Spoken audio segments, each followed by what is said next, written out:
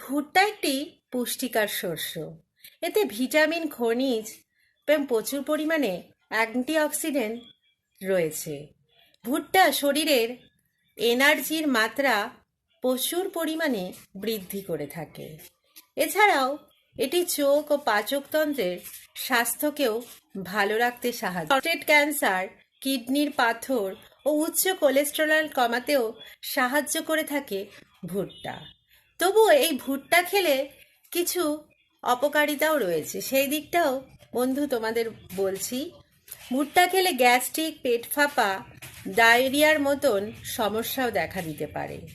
এছাড়া প্রচুর পরিমাণে ক্যালোরি সঞ্চিত হওয়ার কারণে ওজন বৃদ্ধিও হতে পারে। এছাড়া ডায়াবেটিস রোগীদের জন্য ভুট্টা খাওয়ার ক্ষেত্রে একটু সচেতনতা অবলম্বন করা উচিত। তাই যেটাই খাও সব কিছুরই পরিমাণ রয়েছে, পরিমাণ মতন সবাই পান আর সেবন করো।